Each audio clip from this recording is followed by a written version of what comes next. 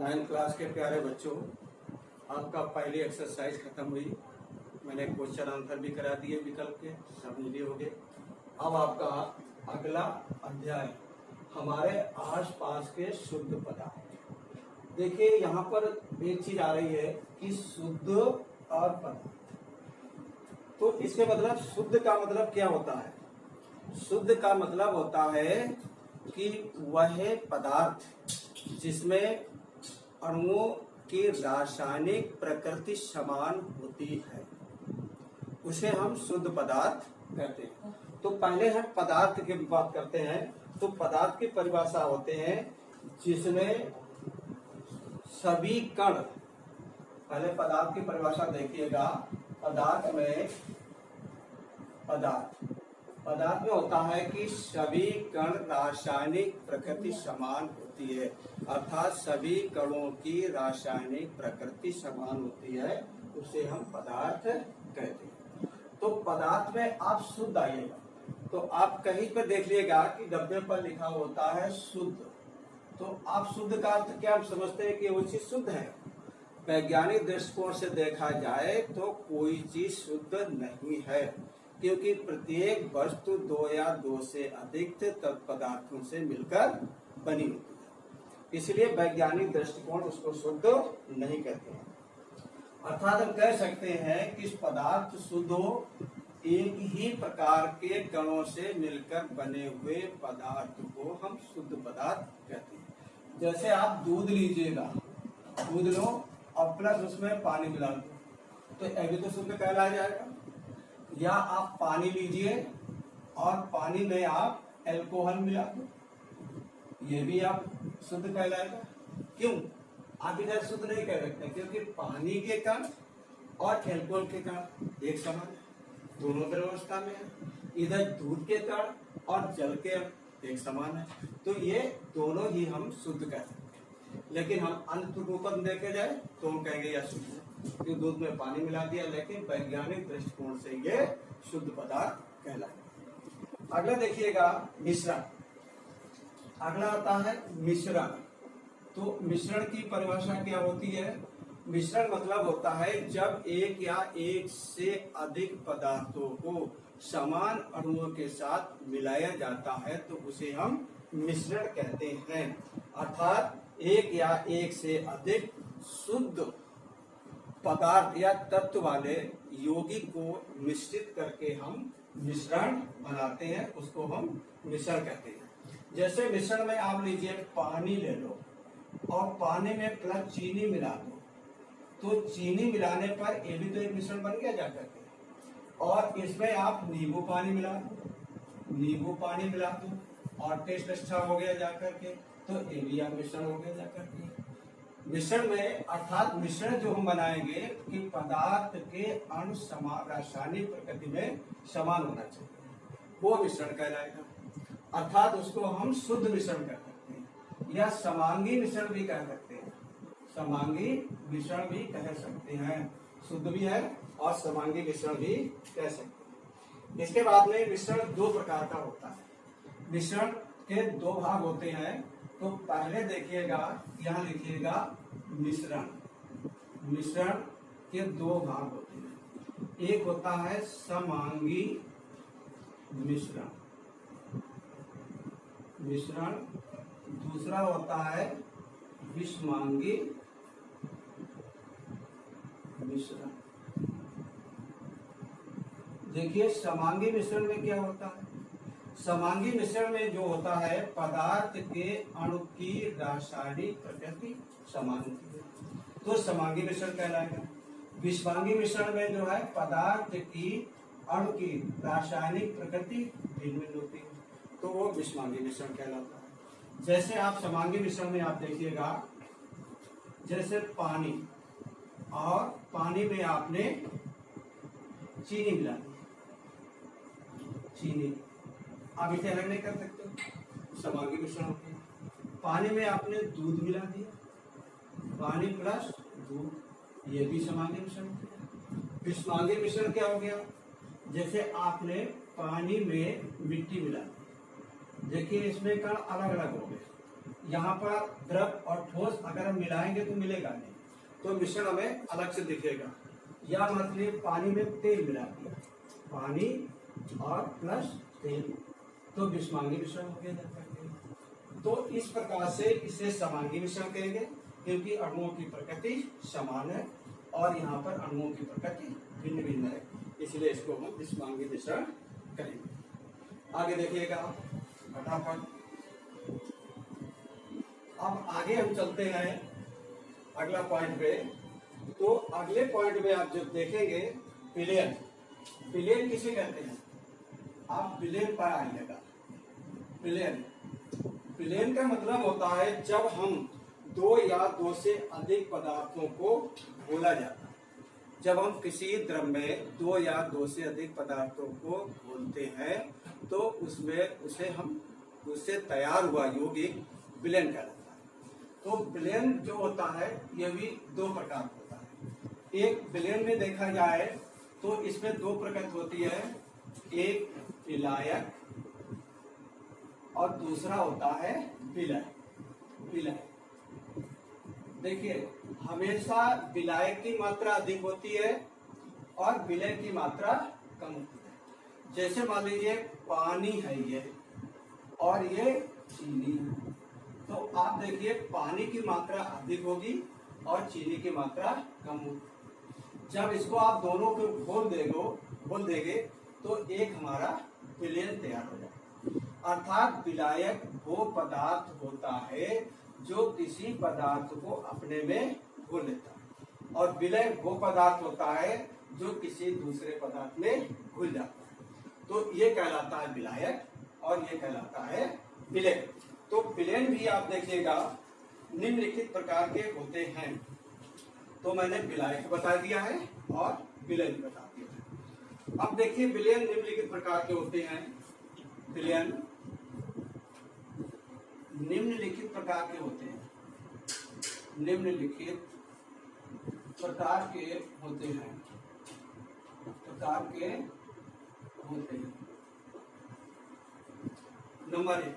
Number होता है तन, दूसरा होता है सांद्र, तीसरा होता है असंतृप्त और चौथा होता है संतृप्त। तो देखिएगा, इसको समझ लीजिए। तन मतलब होता है डाइल्यूट, पतला। जैसे आपने पानी प्लस चीनी, इसको आपने घोल लिया, इतना घोल लिया कि हम आसानी से शरबत को पी सके, डाइल्यूट हो गया, पतला हो गया। तो हम इसमें पानी की मात्रा अधिक है, चीनी की मात्रा कम है। सांद्र का मतलब है गाढ़ा। जैसे आपने चाशनी बनाई, अब चाशनी बनाने में क्या होता है, पानी की मात्रा थोड़ी कम होती है और उससे चीनी की मात्रा अधिक होती है। और संतृप्त मतलब होता है कि वो अवस्था जिस पर बहुत ही गाढ़ापन आ जाएगा।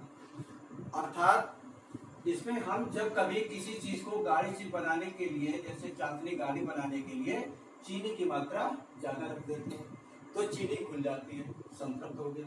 असंतृप्त विलयन वो एक स्थिति आएगी जिसमें पानी में चीनी घुलना बंद हो जाएगी, वो असंतृप्त विलयन हो जाएगी। ये आप प्रयोग करके घर पे देख सकते हैं कि आप गिलास लीजिएगा और गिलास में आप क्या करेंगे, पानी और चीनी को मिलाइएगा, शरबत बनाइएगा, फिर उससे और मीठा शरबत बनाइएगा। तो जब और मीठा शरबत बनाएंगे तो चीनी की मात्रा आपको बढ़ानी पड़ेगी। पानी और चीनी, ये हो गया, आपकी मात्रा बढ़ा दी तो ये कंसंट्रेट हो गया। तो ये आपका हो गया है डाइल्यूट, ये हो गया कंसंट्रेट, ठीक, ये कंसंट्रेट हो गया। और इसके बाद में और उसमें गाढ़ा चीनी मिलाइएगा गिलास के अंदर, तो ये ऐसा हो जाएगा कि बिल्कुल चिपचिपा हो जाएगा, आपका विलयन वो हो जाएगा असंतृप्त, ये असंतृप्त होगा। और एक और देखिएगा कि गिलास में चीनी इतनी डालिएगा कि द्रव से भी ज्यादा हो कि चीनी घुलना बंद हो जाए, वो आपका संतृप्त विलयन कहलाता है। इसी प्रकार से आप दूसरा फिगर में देखेंगे, पूरी समरी हम बता देते हैं आपको एक ही साथ में। तो आप समरी देखिएगा,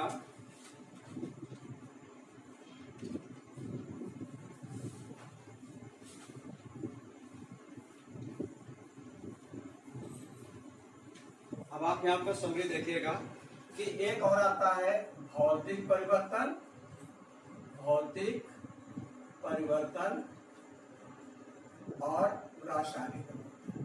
तो भौतिक परिवर्तन वो परिवर्तन होता है जो कुछ समय के लिए वस्तु में परिवर्तन होता है, वो भौतिक परिवर्तन कहलाता है। अर्थात हम ये देख सकते हैं कि पदार्थ की अवस्था का रूपांतरण, मान लीजिए पदार्थ की अवस्था का रूपांतरण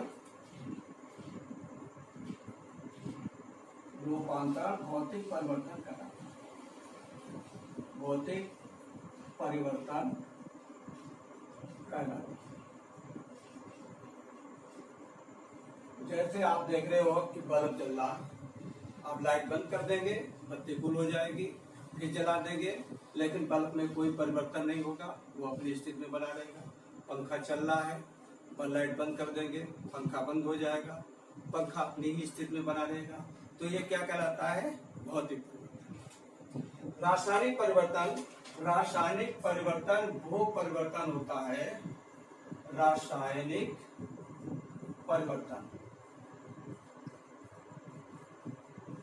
रासायनिक परिवर्तन वो परिवर्तन होता है जिसमें पदार्थ के गुण धर्म बदल जाते हैं और एक नए पदार्थ का निर्माण होता है, उसे रासायनिक परिवर्तन कहते हैं।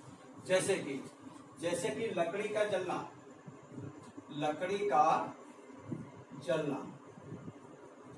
सिर्फ उदाहरण है कि जब लकड़ी को जला देते हैं तो आपको क्या मिलती है? लकड़ी जलाने पर CO2 मिलती है और प्लस आपको राख मिलती है। ठीक, तो ये अब CO2 और राख को पुनः आप लकड़ी में परिवर्तित नहीं कर सकते। जैसे आपने मैग्नीशियम का फीता ऑक्सीजन की उपस्थिति में जलाते हैं तो मैग्नीशियम ऑक्साइड का सफेद रंग का चूर्ण प्राप्त हो जाता है। अब ये जो मैग्नीशियम ऑक्साइड का सफेद रंग का चूर्ण, ये मैग्नीशियम में पुनः परिवर्तित नहीं हो पाएगा। जैसे दूध से दही का, अब दूध से दही बनने के बाद पुनः जो है दही से दूध में परिवर्तित नहीं हो पाएगा, ये आपका रासायनिक परिवर्तन कहलाता है। अब आप समरी देख लीजिएगा और इसके प्रश्न उत्तर अगले टर्म पे आपको करा दिए। देखिएगा, इसमें देखिए पदार्थ, तो पदार्थ जो होता है किसी रूप में हो सकता है, ठोस, पूरी समरी देखो, द्रव और गैस, ये किसी रूप में पदार्थ मिल सकता है। तो इसमें ये होता है। अब इसमें पदार्थ में देखा जाए तो मैं देखिएगा ठोस जो होता है अणुओं के मध्य रिक्त स्थान कम होता है, अधिक होता है, बहुत अधिक होता है। फिर आता है शुद्ध। मैंने बताया था शुद्ध का मतलब होता है कि पदार्थ के अणु की रासायनिक प्रकृति समान होती है, उसे शुद्ध कहलाता है। फिर आता है मिश्रण। मिश्रण मतलब होता है जब हम एक या एक से अधिक पदार्थों को आपस में, समान गुण वाले पदार्थ को आपस में मिला देते हैं तो उससे हमें मिश्रण प्राप्त होता है। फिर पदार्थ के दो भाग होती है, शुद्ध के दो भाग हो जाते हैं, शुद्ध के दो भाग हो जाते हैं, जिसमें पहला भाग होता है तत्व, और तत्व के बाद में यौगिक।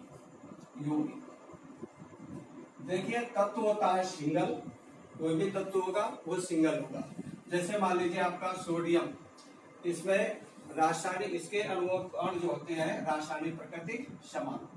सोडियम हो गया, पोटेशियम हो गया, नाइट्रोजन हो गई, ऑक्सीजन हो गई, क्लोरीन हो गई, ये क्या कहलाएंगे? तत्व कहलाते हैं। यौगिक का मतलब होता है जब दो या दो से अधिक तत्व आपस में मिले होते हैं तो यौगिक कहलाते हैं। जैसे NaCl, सोडियम क्लोराइड, MgCl, ये आपके सारे यौगिक बन रहे हैं क्योंकि दो या दो से अधिक यौगिक मिल जाते हैं। जैसे Na2SO4, सोडियम सल्फेट। तो इस प्रकार से पदार्थ को हम यौगिक कहलाते हैं। इसी प्रकार से आप देखेंगे मिश्रण में तो दो भाग होते हैं, एक होता है समांगी मिश्रण, समांगी मिश्रण, और दूसरा होता है विषमांगी मिश्रण। मैंने बता चुके हैं विषमांगी मिश्रण। तो समांगी मिश्रण में क्या होता है कि इसमें अणुओं की रासायनिक प्रकृति समान होती है, और विषमांगी मिश्रण में अणुओं की रासायनिक प्रकृति अलग अलग भिन्न भिन्न होती है, तो उसे हम विषमांगी मिश्रण कहते हैं। अच्छा, इसमें देखिएगा कि जो आपका तत्व है, ये तत्व को यहाँ पर तत्व को सरल पदार्थों में विभाजित किया जा सकता है। सरल पदार्थों में विभाजित किया जा सकता है,